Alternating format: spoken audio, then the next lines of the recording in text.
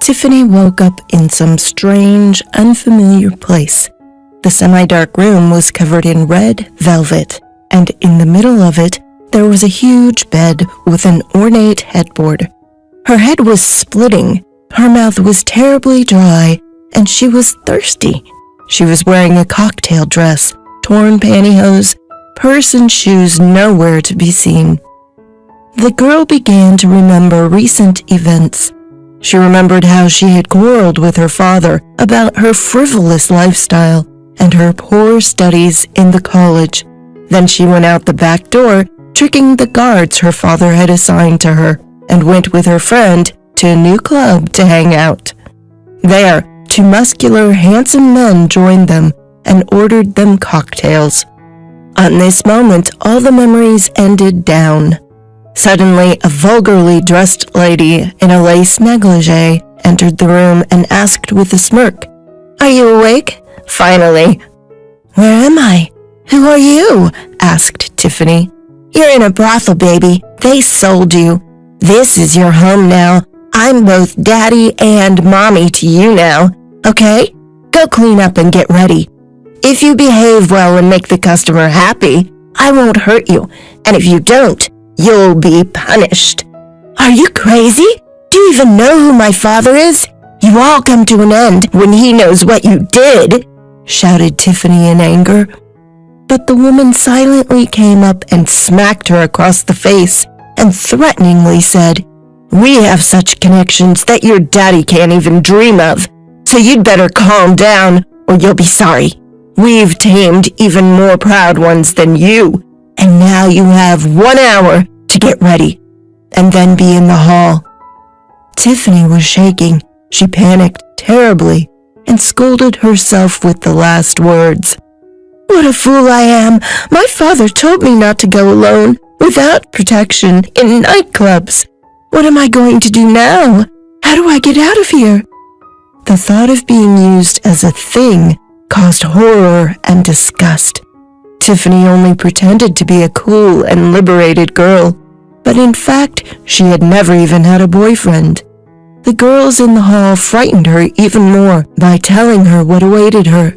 On stiff legs, Tiffany, dressed in a gorgeous lingerie on high heels, went into the hall and stood in line with other girls. A disgusting fat man with shortness of breath was sitting in a chair. He poked at her lazily. "I want this one. She looks new." The man took her by the hand and led her into the very room where she woke up, pushing her onto the bed. Tiffany begged in terror not to touch her and said she wasn't here of her own free will.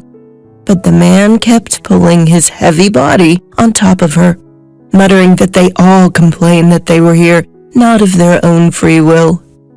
Unconsciously, the girl reached for the heavy bronze statuette on the nightstand, and with a full swing hit the fat man. He wheezed and collapsed. "Oh, what have I done? Now they'll put me in jail for this. I've got to run." Tiffany frantically rummaged through the man's pockets, took some money from his wallet, and jumped out the window as she was, in her negligee and barefoot. She ran down the street at night wherever she could see. Suddenly, she spotted a train station not far away.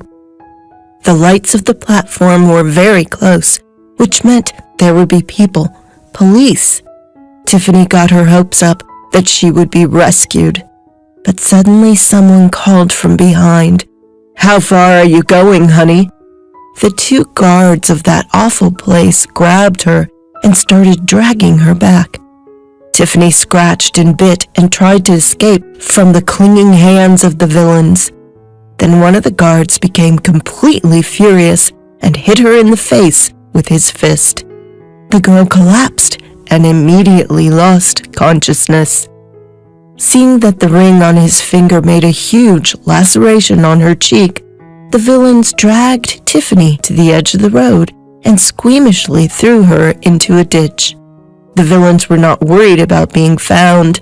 They knew there were no cameras in this remote part of town. The next morning, Hugh was sweeping the station area. Suddenly there were moans heard from afar. The young man came closer, and what he saw shocked him. There was a half-naked girl lying in a pile of garbage and fallen leaves, with a terrible wound on her face. Tiffany came to herself at the hospital. Her face and head were covered in bandages, and her whole body was sore. The police interrogated her, but it was useless. She remembered nothing but her name. The doctors said that it was a consequence of the trauma and shock, and that in time her memory might return. When the stitches were removed and Tiffany looked in the mirror, she had a wild hysteria. There was a horrible, ugly scar across her cheek. Her hair had been cut off when the head wound was stitched up, and now she looked like some ugly monster from a horror movie. The girl became depressed and lay all days long, turning her face to the wall. The only person who kept visiting her was Hugh.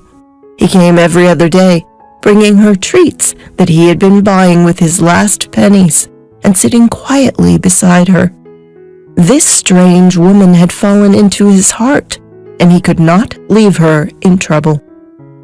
Hugh had known what it meant to be an outcast since he was a boy. His mother had worked as a janitor all her life, and she had raised him alone. The boy had been stuttering since childhood. When he was 15, his mother became completely ill, and he began to work as a part-time job instead of her. And that's how they lived. At school, Hugh was mocked as a beggar and a stutterer, so he grew up reserved and unsociable.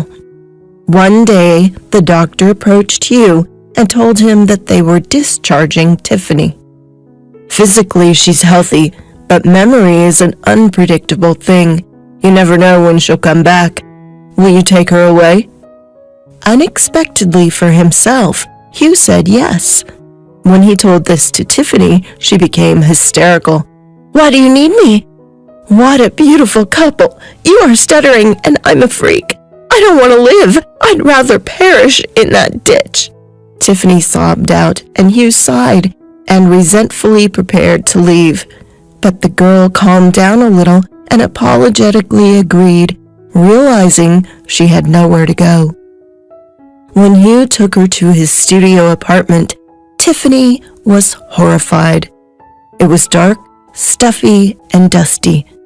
I'm sorry, I don't have a lot of time to clean. I have to work as a janitor since morning, and in the evening, I have to take care of my mother. Don't worry, I'll put you on my couch, and I'll lie down on the cot in the corridor. Make yourself comfortable. Hugh's mother, a sick and haggard woman, was lying in bed. The man introduced Tiffany, and the woman only shook her head. Oh, Hugh, we can barely make ends meet, and you brought another poor person. How are we going to live? Mom, you're the one who taught me as a child not to pass by other people's grief. Should I have left her in the ditch or in a hospital? She doesn't remember anything. Suddenly, Tiffany intervened. I won't stay long until my memory comes back. Besides, tomorrow I'm going to look for a job. If anyone hires such an ugly girl. With great difficulty, Tiffany managed to get a job as a nursing assistant in the hospital where she was treated. It was difficult. Hard work wore out completely. Hugh was the only person near and dear to her who understood and supported her. They became close, talked a lot. Hugh almost stopped stuttering in front of her. Tiffany cleaned the apartment, washed the windows, laundered the dusty gray curtains, and everything in the apartment became shiny. She had also learned to cook. Hugh's mother coached her on the basics. Mrs. Brooke had been seriously ill for a long time and could hardly stand up. She pitied Tiffany and did not reproach her in any way. Mrs. Brooke was even glad that her son was finally getting close to someone. That is not important that she has a scar. The main thing is that she is a kind person, and the appearance is a secondary thing, thought the woman. Hugh didn't notice Tiffany's disadvantage at all. He fell in love with her, and she was the first person to whom he opened his heart and soul. A whole year went by like that. One day, a heavy patient was brought to the hospital. An elderly man had had a heart attack. When Tiffany looked at him, something strange happened to her. She felt warm inside, and some fragmentary memories of her childhood began to appear. Warm, gentle sea, raspberry ice cream, a speaking puppet. When Tiffany shared her worries with Hugh, he suggested that perhaps in a past life she knew this patient quite well, and when he regained consciousness, perhaps he would even recognize her. Time passed. The girl carefully and gently nursed this elderly, imposing, and clearly not poor man. 2 guards were on duty outside the intensive care unit. Most likely, this patient was a big shot. Finally, the patient's condition stabilized, and he was transferred to a standard ward. When Tiffany brought him food, the man looked at her intently and suddenly asked to come closer. "My God, it can't be! The eyes, the hair," murmured the man. "Tell me, do you have a birthmark on your leg, above the knee, in the shape of a drop?" Tiffany nodded, staring tensely at the elderly man. Suddenly, he burst into tears and stretched out his arm to embrace her. "Darling, Tiffany, I am your daddy. God, thank you. I had already lost hope that I would find you alive. I've been searching for a whole year. I've involved all connections, and nothing. And now finally we find out the identity of the kidnappers. I came to punish them, but I felt sick because I was too nervous. That's all right. When I get better, they'll be in trouble. I'll put them all behind bars." Tiffany sat down on a stool and squeezed her eyes shut. Memories came over her. One replaced the other. A happy, serene childhood, her parents, the late mother, a nightclub, and then what had happened. She hugged her father and whispered, "I remember, Daddy. I remember everything. I'm so sorry. You told me 100 times to be more careful, and now I am a freak for the rest of my life, and I can't change anything. But I'm so glad I finally found my family." "Honey, everything can be fixed. I'll send you to the best plastic surgery clinic. They do miracles there. You won't go anywhere away from me now. Helen, our housekeeper, will be so happy. She nursed you when you had been little and cried her eyes out when you had disappeared," rejoiced her father.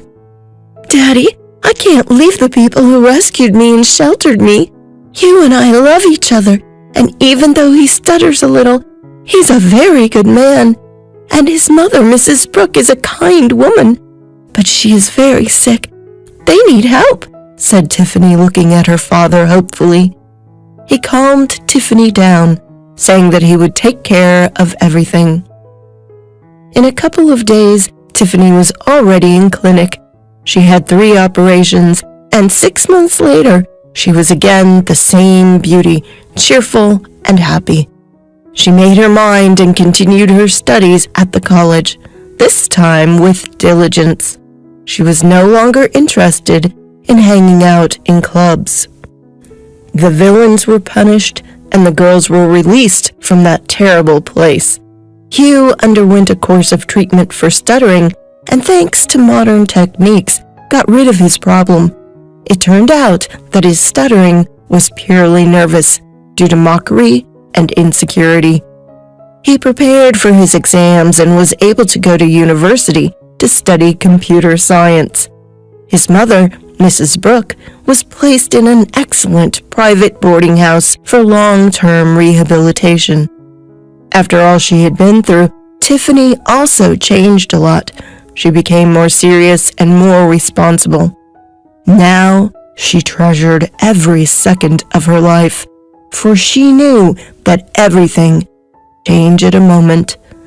One day, Hugh proposed to Tiffany. "Hugh, when I was on the verge of life and death, you did not turn away, did not pass by. You helped, fought for me to the end, divided in half a piece of bread and a plate of soup. Thank you, and I agree because I love you too." Tiffany's father was happy to hear the news. He really liked Hugh for his responsibility. The man was sure that his daughter would always be with him like a stone wall. Narrated by Deirdre Eby.